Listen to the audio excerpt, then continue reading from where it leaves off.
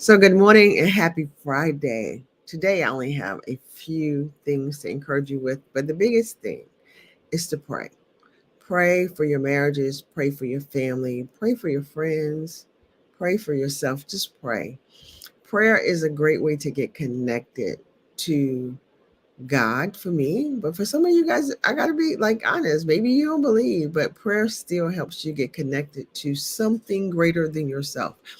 Listen, if you had all the answers, if you knew how to give yourself all the peace, all the joy that you need, then you definitely don't need a God. Maybe you are your own God. But if you're like me and you know there are times where life is challenging, things feel out of hand, it feels as though there's not a solution for what you're going through, pray. Here's a few reasons to pray, particularly like if you're a couple. Prayer brings unity, right? It will unify a situation. So get in the habit of praying for the sake of maybe the unity needs to be within. Maybe you need the unity of your mind and your heart to be in the same space at the same time. How many times are you here, but your mind is there? So, prayer is a great way to bring unity to those two things where now your body, your mind, your heart is focused on the same thing. So, whatever that is, whether that is the job, the finances, the spouse, the children, like life is really lifing right now. So I encourage you to let prayer be the answer and the solution. Meaning, here's what I love about prayer. Prayer is an avenue to get in the presence of God, to get in the presence of love, presence of peace and joy. And then the Bible says that God will he will give you peace that transform all understanding. So imagine you're struggling trying to figure something out because that's what we live. Like we live in the I got to figure it out place, right? Prayer brings peace, and in the peace, then God will give you a stillness that you can't even explain. Who doesn't want that? So I encourage you to pray for unity. Again, unity of mind, body, soul, because it puts you in one place. But if you're praying for your marriage, unity makes sure your spouse be in agreement, even if it's for but a short time, where you're setting the same intentions. You're focused on the same things at the same time. How beautiful is that? The second thing I believe offers us is prayer builds our patience and leads us to understanding.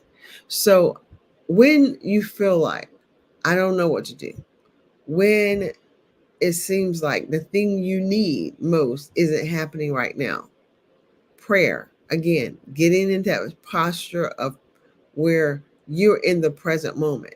I promise you, if you're in the present moment, and you can be there for just a minute, you'll see that in the moment, not in the future, not in the worry, not in the what ifs, not in the when, but right now, in the moment, you have everything you need. So, in that place, that's when you can begin to recognize it's with patience, it's with hope that I know that there's a solution, that things will work out.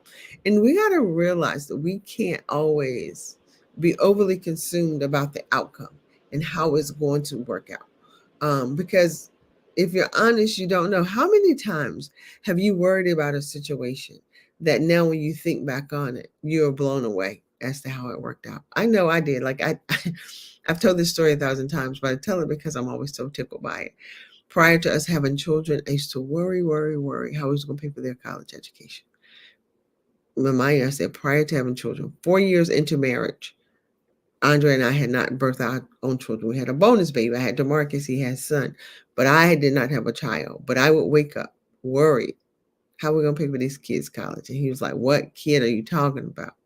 So imagine worrying about a child that didn't exist, which is crazy that my mind would worry like that. But worry about how we'll pay for their university. Okay. Don't even know if this child is going to want to go to university because I hadn't had them yet. But to get to the place where 18 years later, when it's time for this imaginary child that I worried about, who's now real, to go to university, he gets a full scholarship. Then 2 years later, here comes his sister, who, how are we going to pay for her college education? After she graduates, she gets a full scholarship. So, how many times have you worried about things that God already has a provision for? So, pray for the sake of understanding and patience and being able to get to a place where you trust that God has a provision for the very issue or problem you think you have, the issue you think you have in your marriage. Don't worry about fixing it. Like, just pray for now. Wait for there to be a word and then move when God says to move. No, it's not easy, but give it a try. And then lastly, prayer invites God into the situation. Think about this. God knows you, He knows your spouse, He knows your children, He knows the situations that's going on in the world. He's not surprised by any of it. We are. We think we have to know the answer, we have to know the solution. But He already has an answer, He already has a solution. So why not invite Him in to a situation so that you can then get in alignment to be able to receive His wisdom, His grace towards the thing that you're really concerned about. Like, a lot of people talk about having God's favor, and that's a beautiful blessing. But the truth is, when we learn to make decisions from wisdom, it's going to always feel like favor. When we make choices and decisions from, I read His word says to do this, and I apply it, of course you're going to have His favor. So begin to do that with your marriage. Do that in raising your children. Do that in your finances. What does God's word say about a thing? And then apply that. So I just encourage you today, pray. I'm praying for you. Pray for me. Pray for my family. I pray for your family. And know that ultimately you do not have to have the answer. You don't have to have the solution. It's already worked out because God is that faithful of a God. Have an amazing, blessed day and enjoy your weekend. Talk to you soon. Bye-bye.